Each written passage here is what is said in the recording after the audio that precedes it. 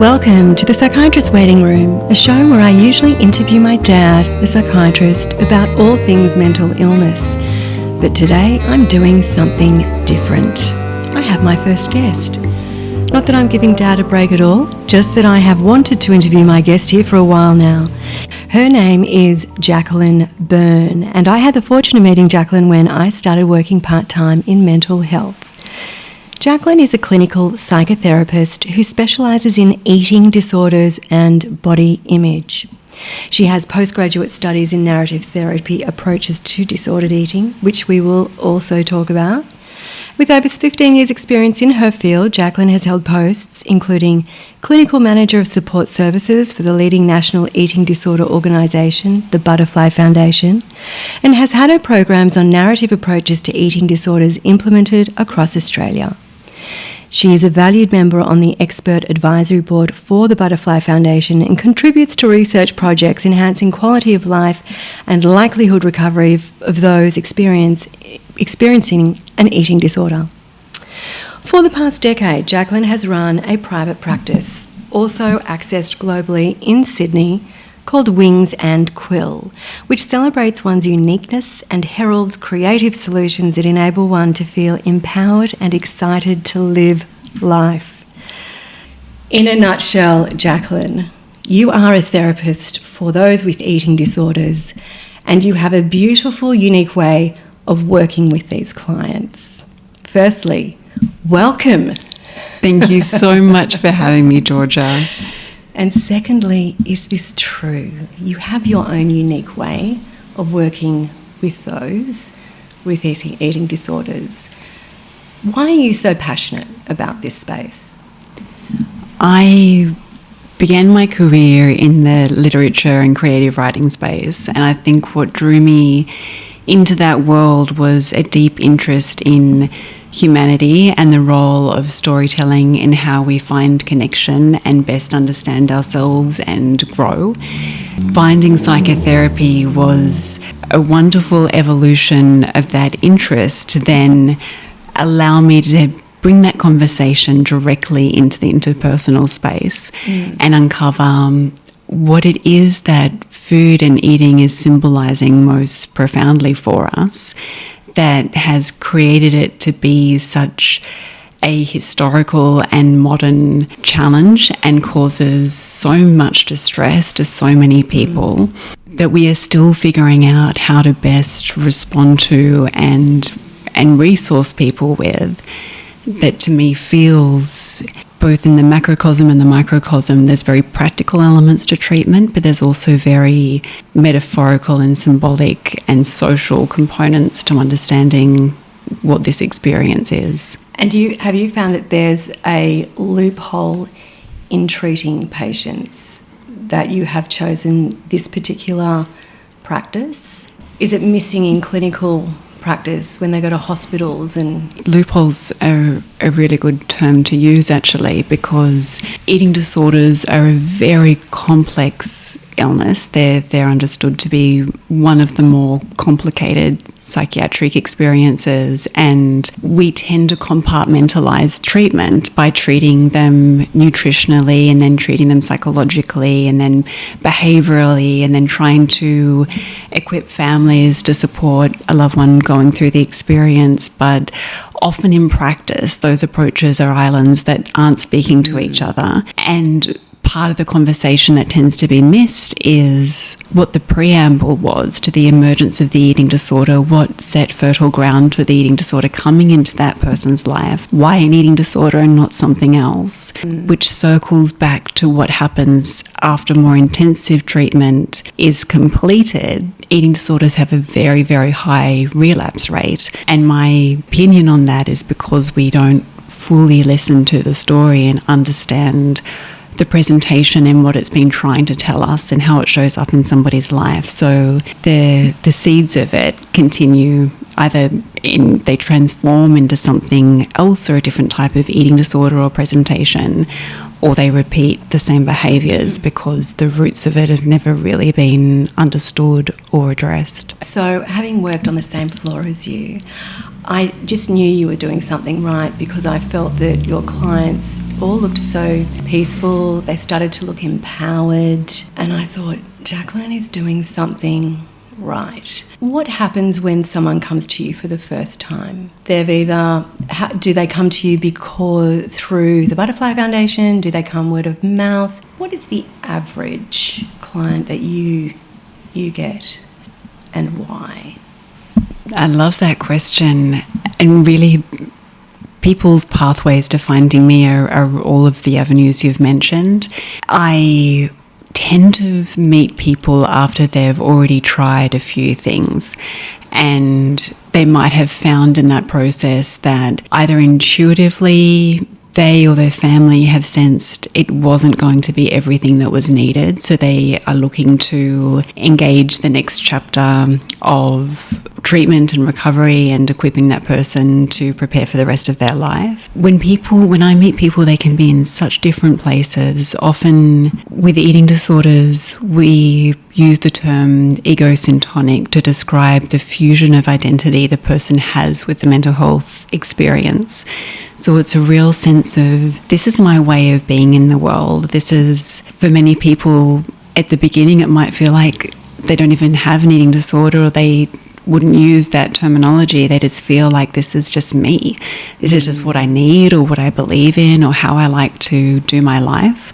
Or they might call it an eating disorder, but feel mixed about where they want to go with it. That maybe I'm interested in partial recovery so I can reclaim some function of my life, but I don't actually want to completely move on from this. Or they might not really be wanting to move away from it at all, but feel a lot of pressure or have been given ultimatums by family, workplaces and other relationships. But it's quite a different entry point than we often see with other mental health presentations, where people don't want to, they don't see the disorder as being as much a part of their essential self. I feel that since the dawn of age, since evolution, with every woman that comes out of the womb, we are pressured into how we are supposed to look. I think that it's evolved over centuries and cultures. You look at the 18th century, women were breaking ribs to get into corsets. Then in the Elizabethan era, voluptuous was in because that meant wealthy, and thin meant poor. And you look at the 1960s and the British model Twiggy, she was stick thin. It was all about big eyes and big eyelashes. And I remember that's what my mother said they all aspired to. Then you've got the 2010s when the Kardashians came on the screen and just brought back voluptuous in a way. But at the same time, historically, it's just an obsession that keeps going on. Do you see an end in sight? You do? That's such a good question. No,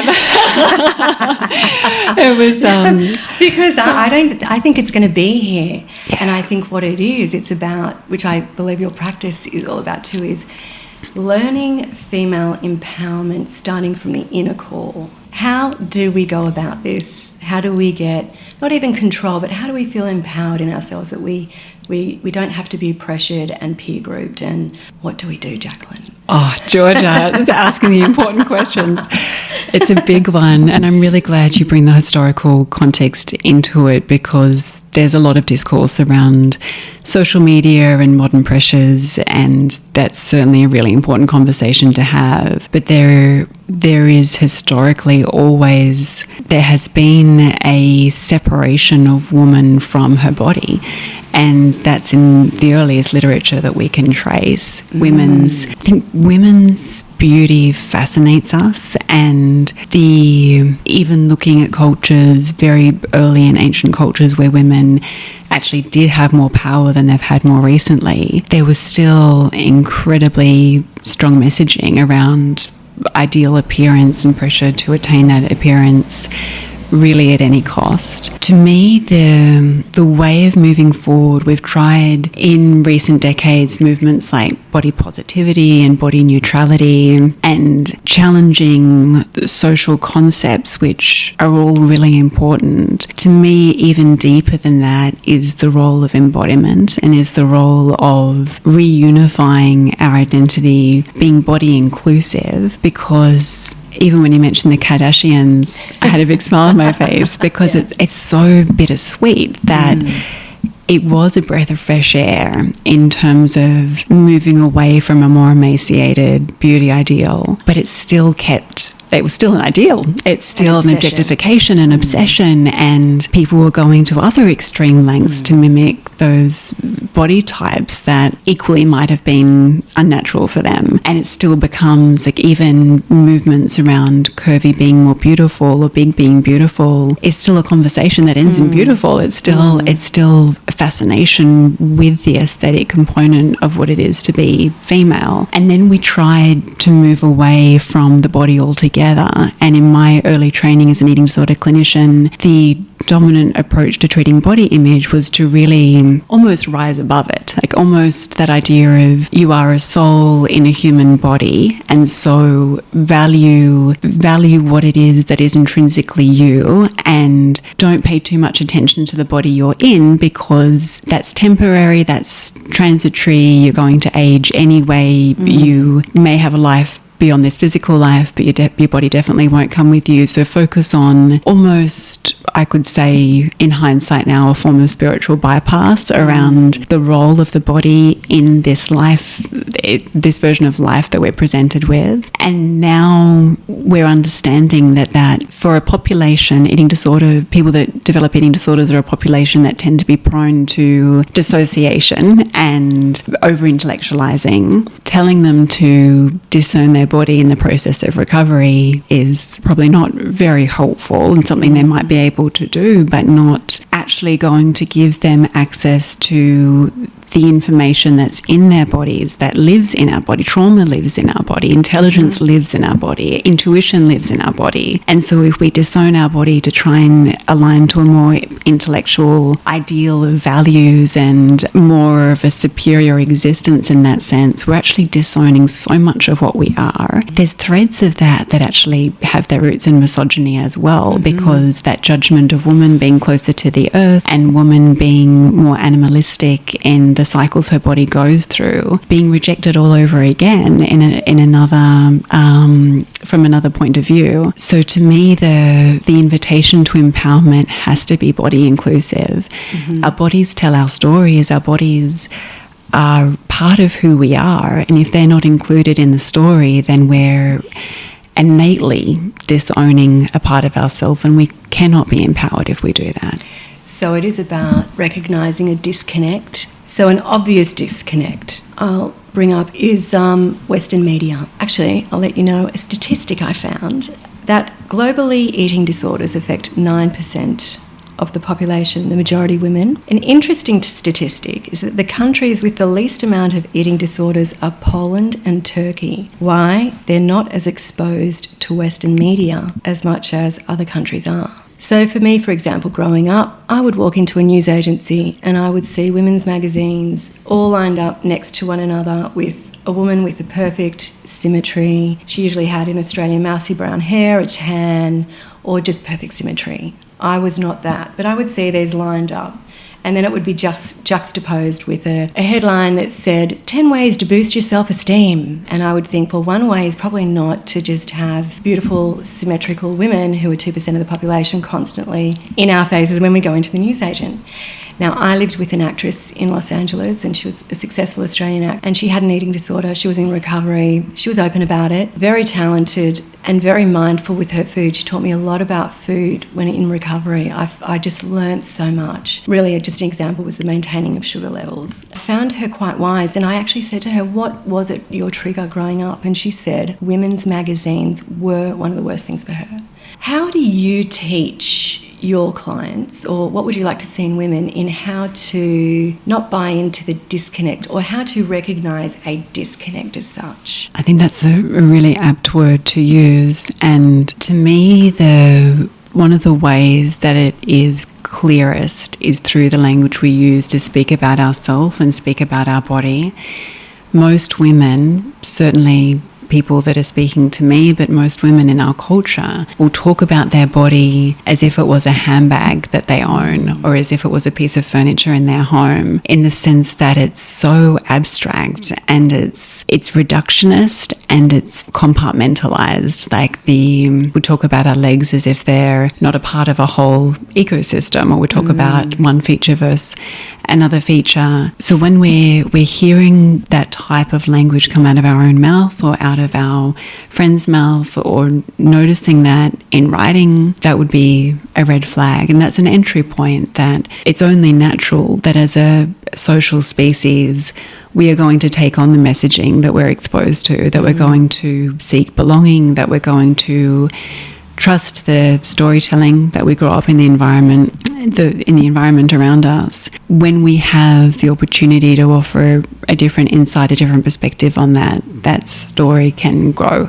and we can start to invite another way of understanding the function of our bodies in our life.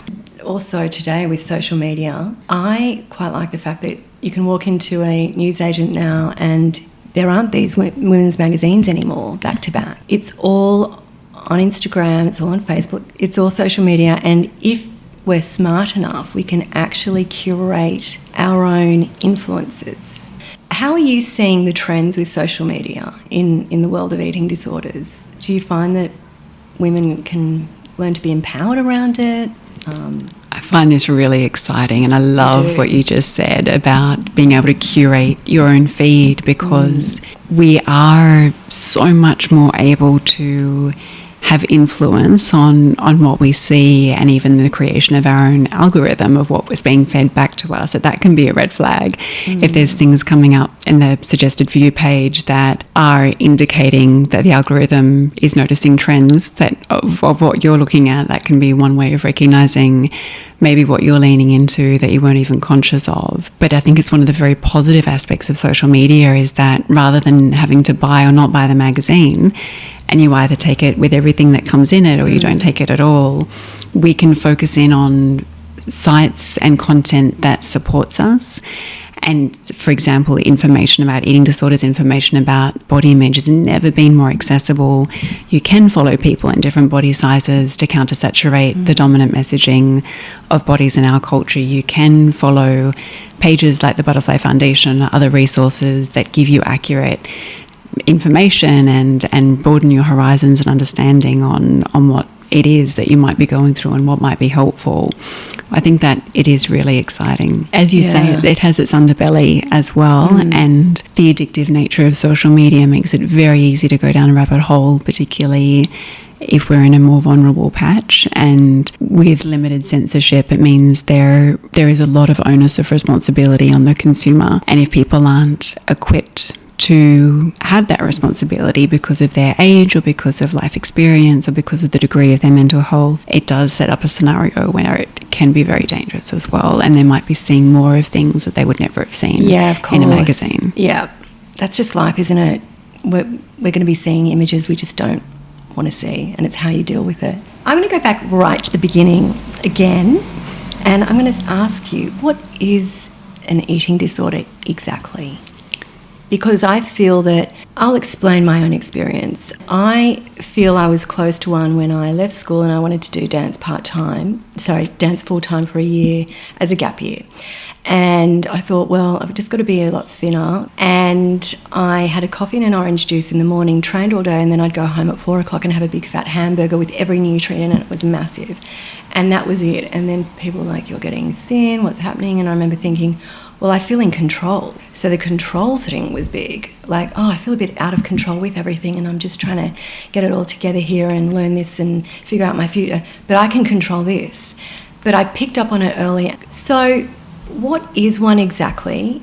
And how do you start recognising the symptoms? And then when do you start getting help? Really good question. It's really important to ask that, because the unfortunate truth is most women in Western culture have had some degree of disordered eating, as you described your experience. Usually when surveyed, over 99% of women will say they have attempted to lose weight at some time in their life.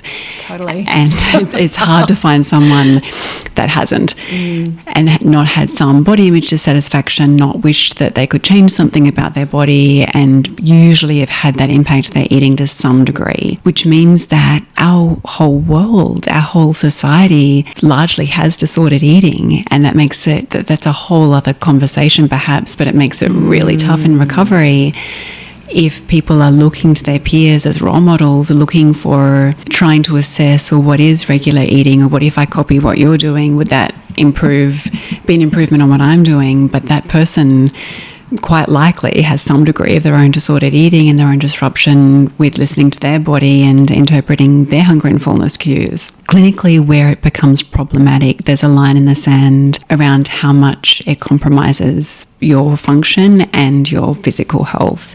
So depending on the type of eating disorder someone's at risk for, there's different criteria to meet for a clinical diagnosis.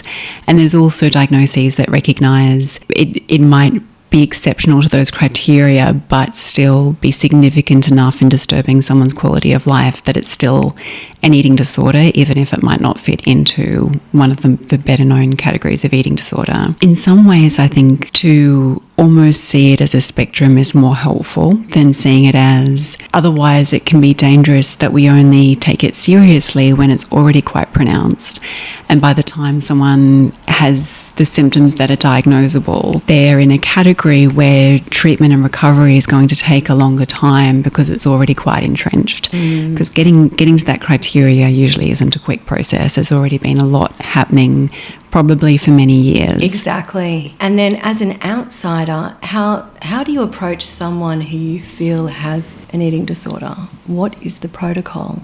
Great question, Georgia. Yeah, because there's concern, there's, I know people who outright would just say, hey, you're a bit thin here, what's going on? Or there's something not right, were you okay? There are those types who will do that, but what is the protocol? What's the advice? Usually it would be advised not to make it about physical change and physical presentation in that person's body, because the person you're noticing that has lost weight, that you're becoming concerned about because of that, might have been going through bulimia for 10 years prior and no one said anything because there wasn't a fluctuation in their weight, or they didn't dip into an underweight category.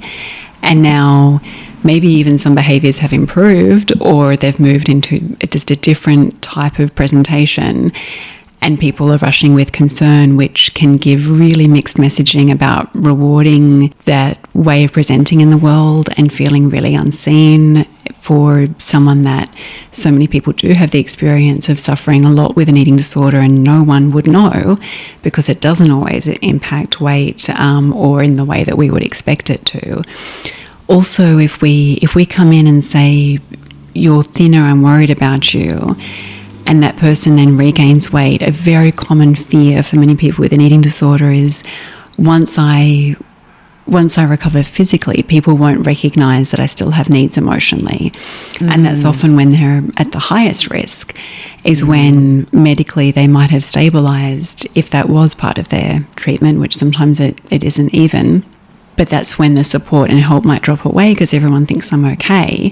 But I'm going to be having to deal with huge body image stress from moving from a weight I was more comfortable with to a weight I'm much less comfortable with, just when everyone's thinking I'm doing better and stepping away. So with all of that in mind, it's more helpful to just make it about what that person's feeling, and saying, you could say something like, I just have noticed you haven't been yourself lately, or there's less sparkle in your eyes, or I'm wondering if everything's is okay. Is there anything you want to talk to me about? I'm always here for you. So nice. They feel seen and not judged. And whatever they want to share, because sometimes people are so protective of the eating disorder, they won't be ready or able to talk about that, but they might be able to talk about symptoms of anxiety or depression, and that is still an entry point where they can get support and help. The other caveat to this that I think is really interesting to bring in as well is that especially earlier on in an eating disorder presentation, there is a honeymoon phase where people feel better than usual, that they suddenly have a lot more energy, they're more social, they're more confident, they're dressing differently because they've developed an eating disorder. And then what happens? Do they go down that road, or does someone, like you said, will come up and say, hey, are you okay? I guess it's a mixed bag, isn't it? It really is. I compare it a lot to how you might approach and feel watching a friend get into, we could say, a toxic relationship, that they start dating someone and they're so excited about it and they think it's going to be everything, and they've got their hopes way up, but you're sitting back thinking, I'm not sure this is a good thing for them, and I'm seeing signs that they're not seeing, or I'm concerned about this. It's got that same sensitivity to it, where if you rush into that friend that's in the honeymoon phase within a new relationship that you're concerned about and say, I'm not sure about this person, I'm not sure they're treating you well enough, or there's these kind of signs or behaviours I've noticed that I'm concerned about, they're probably going to be very protective of that person. They're not going to want to hear what you have to say. They will side with the person if pushed. So it can be really important to be careful with the language that you're using and understand the dynamic in that egosyntonic presentation of an eating disorder, that this is really something you could say this person in your life has fallen in love with and they're deeply attached to. And if you come in all guns blazing, and if you're trying to shoot it down, which could be coming from protection, but actually push them further into its arms and interrupt communication, they might not then turn to you when they start to falter or question it because they are fearful of being pushed, or they're not ready to address it, or they feel you already called it out or judged it, so I'm not going to turn back to you. I would always keep the primary focus and priority on keeping communication channels open and just staying close to that person and letting them know that you're there to support them, full stop, rather than rushing into the detail. So what do we do in the world, Jacqueline, when there's just not enough of you? I mean, you make people feel seen. I'm going to tell the story about the reason I love Jacqueline as well is because I worked on the same floor as her, as I've said before, and we would talk and solve the problems of the world. We'd be like, hi, and then the next 10 minutes, 15 minutes solving the problems of the world. I had a migraine one day, and I was actually about to go home, and I bumped into Jacqueline on my way out, and we started talking. I said, I've just got this migraine, I don't feel well, I've got to get home. And we started talking, and after our chat, the migraine had gone. I'm like, she has magical powers. But what it did show me was I had a stress-induced migraine. It obviously wasn't neck-related or anything like that. It was, I needed to obviously get a bit centered, get present, relax a little bit, and I felt seen. So that leads me into your practice, Wings and Quill, about the narrative therapy program. Because I'm assuming, I haven't really spoken to you much about this program, but I'm assuming a lot of it is based around being present, making people feel seen. Because I do feel that really lacks. I feel it lacks in family systems, in friendship groups. I mean, I'm just canvassing quite generally. Do you find that is what is lacking? We don't know how to attend to ourselves, so we don't have the threshold to attend to others. And exactly. we're driven for connection as mammals.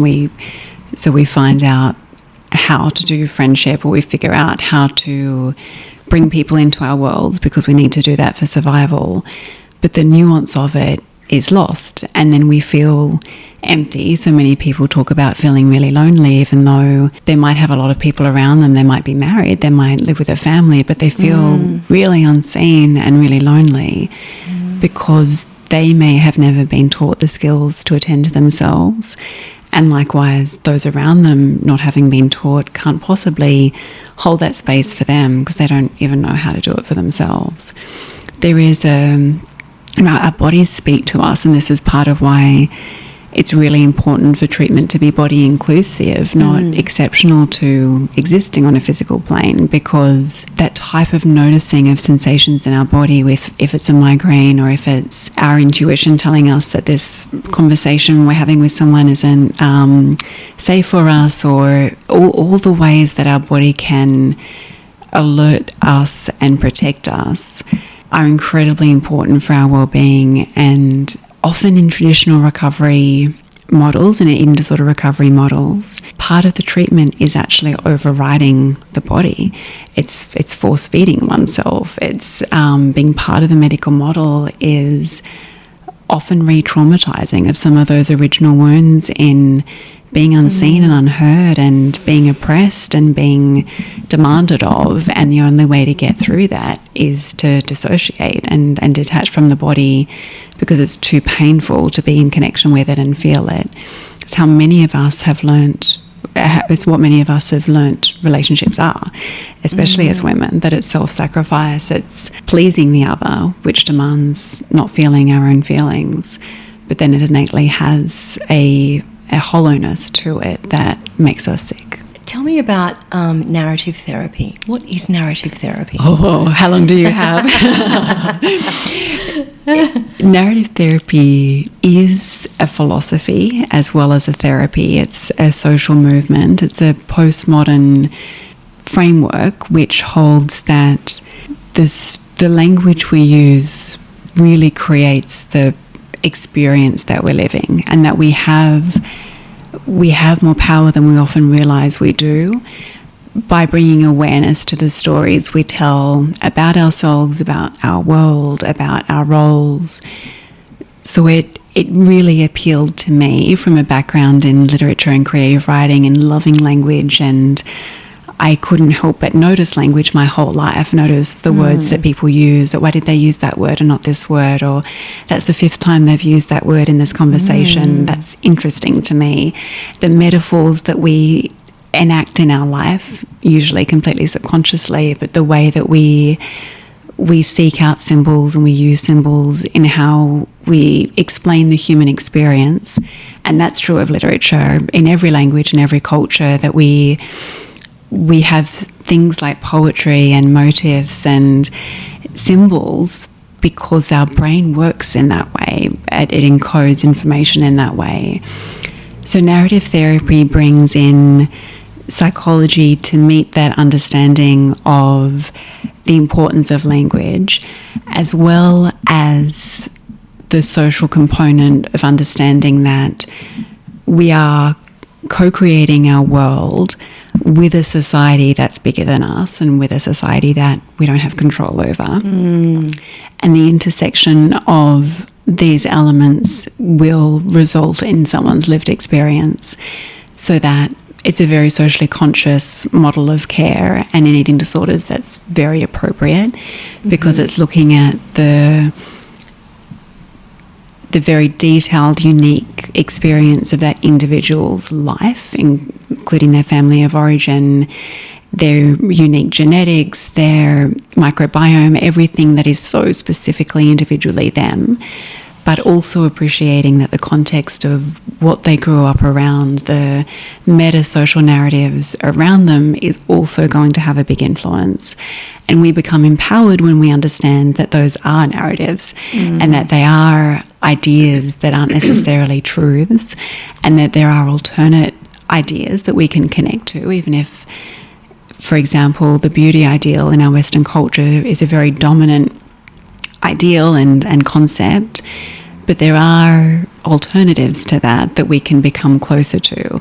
And I love, just circling back to social media for a second, I love how that's available within social media, because that's one example where we could curate our feed around honing in on particular messaging around bodies that countersaturates what we'd get on average just in the greater population. We get influence and control in how we create that. I'm actually going to give you another example of myself. I, as you know, half Greek girl in Australia with a long last name, Cassimatis, and I grew up in a very vanilla part of Sydney. That didn't bother me really until I was at school and the peer group pressure happened and boys came onto the scene, and there was a boy who liked me. I'm laughing at the stupidity of it all, but at the time it was all very dramatic and serious, which really upset a few of the other girls because they just didn't think I was attractive enough to get this particular guy. And I was really incensed and upset by it. Like, I was thinking, gosh, it's such a mean thing to say. How do I not let this affect my self-esteem? And I was really kind of upset. Anyway, I'm on holidays with the family, And I think my mum was reading The Beauty Myth by Naomi Wolf. And I read it and I immediately felt empowered. I didn't go to Dolly Doctor. I mean, looking back, I can't really remember exactly what I read. I should just read that book again. But from it, I learnt to really not buy into the Western ideals, to the Western ideal of beauty. It gave me a sense of empowerment. I felt present. I felt like, I kept saying seen, but there was a woman who was, you are in control of your own narrative. Don't believe the hype. Really, that was it in a nutshell. And I felt really good after that. Sure, you go in, hills and troughs with your image over life. She was my first foray, and listening to you and what you do with all the words and the narratives and the symbolism, and there must be a connection that is made in your work as a narrative therapist. Absolutely. Yeah. Yes.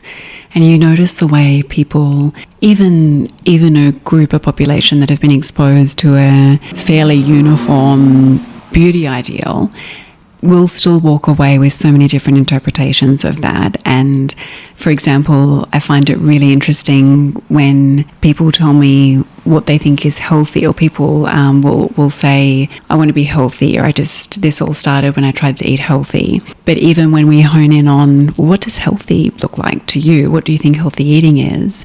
There are so many different interpretations of what that is. And that in itself to me is quite exciting, because there isn't so much set truths on what anything has to mean. That's where we get that creative power. One of my favourite words in the world is authorship, which is that narrative word of how we really are writing our own stories. And I'll often say to people that we were all born into a story that was already written for us, both by our culture, by our history, by our ancestry, and also by our family. Like when they found out they were having us and what they expected for that to bring, what they expected that relationship with them to look like. Our story continued to be written for us through our birth and our very young years, and probably well into teenhood, early adulthood. At some point after that, the pen gets handed to us and we get to decide how we write the rest of that book. So we can't change the beginning of it. We don't get to, none of us wrote our own histories, none of us wrote our own beginning story, our origin story, but we very much get to take ownership of that back at some point and have a creative role in where the story goes from there. And do you find, so with clients who have been, I guess, successful in inverted commas with you, or they're at the end of their therapy with you and it's been working, what do they say to you? That's a beautiful question, Georgia. Honestly, I think what tends to come up the most is just a sense of gratitude that this opened up their whole world. And I'm always cautious to say this, because for anyone in the midst of any mental health crisis, it's not to be dismissive of how incredibly destructive and painful that can be. It also comes with it, by its very nature, when everything you know and everything you have assumed is deconstructed, there is such a creative force available in a way that it just isn't if everything's going pretty well. As if you've swallowed the beauty myth narrative whole, and if you've just taken on what you've been told and you've built your world on that house of sand of just what your parents told you and what society told you, and you've not questioned it, and it's kind of working for you, there's not a lot of motivation to pull that apart, even if it could create a greater level of life satisfaction. It's not in our nature to seek change as human beings unless things really aren't working. And when things really aren't working, we get the opportunity to totally recreate our world, to deep dive into things like, well, what are my values? Are they really what I think my values are? Do I want to align to a different way of seeing the world? Are there things I've assumed my whole life that may not be true? And if that's so, what is true? What do I start to rebuild based on? And if you get the opportunity to do that at any time in your life, I genuinely think that's a gift, because I suppose it comes back to my own values, but one of the things I value most is growth and is empowerment and self-responsibility. And if we don't actually get to execute those experiences if we're not put back in the driver's seat of our own life. So when things come apart, and I sometimes visualize it as like an author working on a novel where they sometimes spread out everything on a big table and have all the moving parts of the story so they can sort of organise the plot line and figure out what they're going to do with this story that's coming to them. We get to do that with our own life in therapy. So what people often say to me, as I guess they're pulling their conclusions together, is they're just so grateful they had the opportunity to do that, and maybe the space, a little bit more space and room than they might have had to put together a story that's going to give them back so much more. Wow. Are there a lot of narrative therapists out there, or is it quite a niche industry? It is more niche. There's a lot of practices it holds hands with. There's different ways to talk about similar concepts, but strictly narrative therapists, there's not a huge group in Australia, but they are there. There's a group based in Adelaide, the Dulwich Centre of Narrative Therapy in Adelaide, where most narrative therapists will be connected to or have trained with, and they're spread far and wide. Do you know, I love what we spoke about once. We were having a bit of a dilemma in the building, and and I was fighting this fight on my own with a particular employer downstairs who's since gone. And you and I had a big talk, and you said to me, Georgia, power in numbers. And I never forgot it, because it's true, power in numbers, to change the narrative, to get the word out there, there are different ways of being. And it sounds like, you know, with anyone with an eating disorder or an issue in their life, that you can begin again and start an incredibly beautiful, comprehensive journey through the work that you do. On that note, Jacqueline, is there anything you would like to add? For anyone listening that maybe hasn't felt ready to reach out or has assumed that whatever you've been through, whatever you've been told so far is all that there is, especially with eating disorders, there's a very strong messaging that recovery isn't possible, and you've just got to learn to manage it as best you can. It also can be very true with other mental health presentations and the messaging that people get. I would just want to really invite people and ignite their curiosity in what actually might be available beyond that, to just keep an open mind and be open to the possibility of how powerful you might be. Exactly. I love that. Actually, also, because you have a degree in English literature and you did want to be an English professor, do you have any books you recommend? So many. Okay. Tell me your top 5. Oh, top 5. So picking between children. Big Magic by Elizabeth Gilbert, Rising Strong, Brené Brown, Still Writing, Dani Shapiro.